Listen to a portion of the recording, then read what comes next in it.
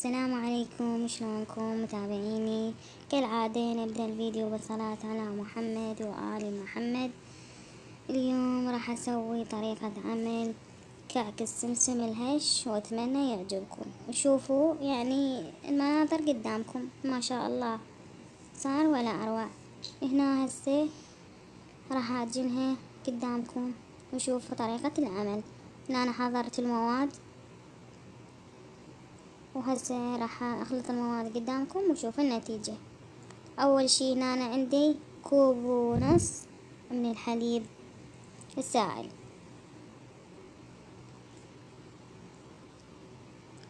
عندي هنا أنا بياض بيضة اخلي بس البياض والصفار ادهن بيه الوجه بالاخير. هنا أنا عندي ملعقة اكل خميرة واربع ملاعق شكر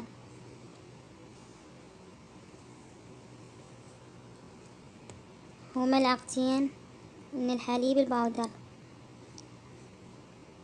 ورشة ملح وربع كوب من الزيت. راح اخلي نص وباقي نص من عجين العجينة واكملها اخليها يعني دهن الوجه على مود لا يلتصق بالماعون. هسه راح اخلطها واجانس المواد وبعدين اكمل.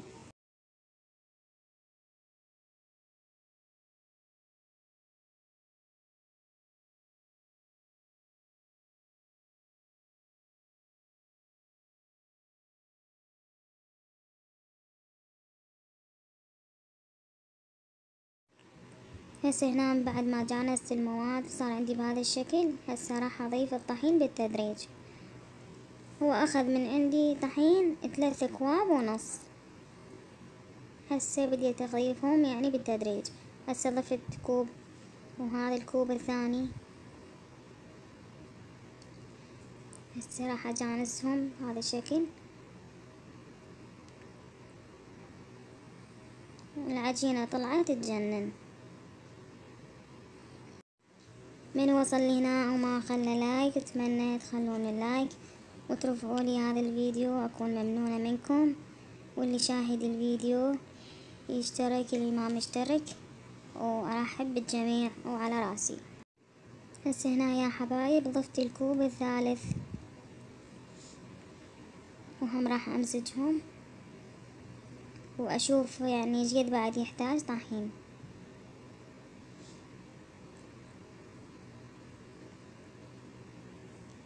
هسه عندي هذا الكوب الرابع راح اخذ من عنده نص، لان هو حسب نوع الطحين.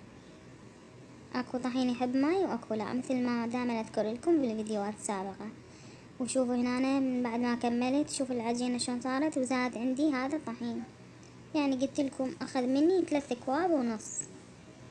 وهذا الزيت اللي تبقى عندي شوفوا ضبط هذا الشكل العجينة وراح اعجنها واشوفكم القوام مالتها. صارت العجينة مالتها تجنن.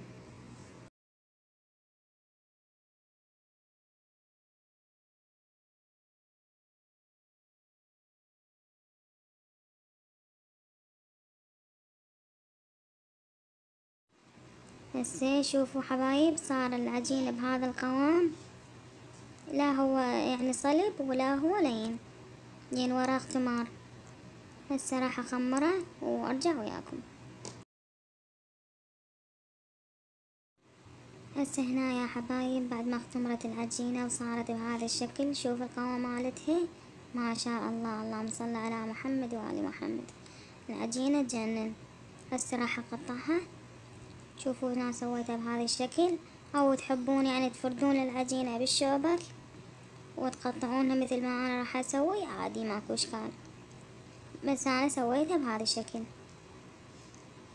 اخذ العجينة باعو وافردها بهذا الشكل واخلي السمك مالتها وسط، يعني لا هي ناصية ولا هي عالية، يعني تعرفون وراها بعد اختمار ووراها الشوي يعني تقلى عندكم. هسه عندي هذا الكوب وراح اسوي هذا الشكل، شكل دائرة. أشيل العجين المتبقي، طبعا هذا ما أذبه، هم راح أجمعه وأسوي بيه يعني أشكال. وعندي هذا القبق مالت البطل بالربع، أو ما تسوون بيه هم عادي، تقدرون تخلون إصبعكم بوسط الدائرة وتفتحون العجينة هم عادي يصير، يعني لا تتقيدون. هسه راح أكمل كل الكمية الموجودة عندي وأرجع وياكم.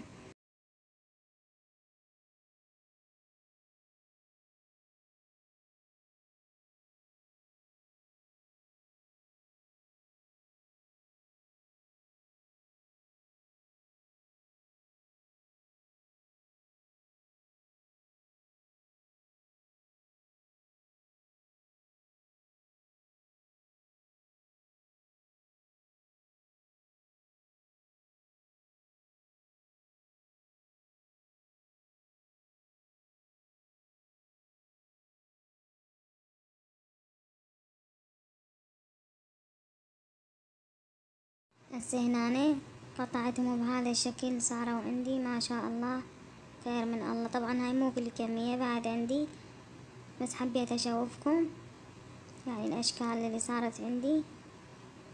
وهسه راح أدهنهم بالبياض. طبعا هذا البياض خليت وياه يعني صفار البياض، وخليت وياه حليب باودر، وخليت وياه خل أبيض على مود الزفرة مالت البيض، وأبد ما بقى الزفرة عندي. دهنتهم هسه بهذا الشكل. من بعدها راح أخلي لهم السمسم وأشويهم يعني، وأشوفكم النتيجة.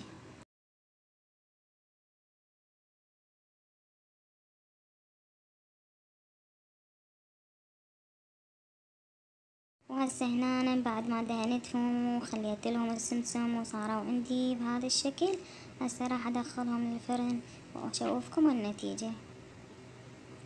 وأتمنى تجربونه، والله العظيم طلع يجنن، والهشاشة كلش حلوة. وطبعا سهمكم مليون عافية. شوفوا هنا النتيجة طلعت عندي ما شاء الله، وسوى عندي خير من الله العدد.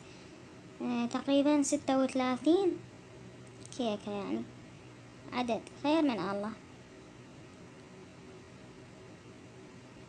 والجهال يعني يحبون هيجي يعني معجنات العصر مع العصرونية، واحد يسويها للبيت وكلش طيبة والله العظيم. يعني اللي يجربها يعني راح يعيدها 1000 مرة. وهذا الفيديو اليوم، أتمنى عجبكم، ولا تنسوني باللايك والاشتراك، وانتظروني فيديوهات جديدة، ومع ألف سلامة.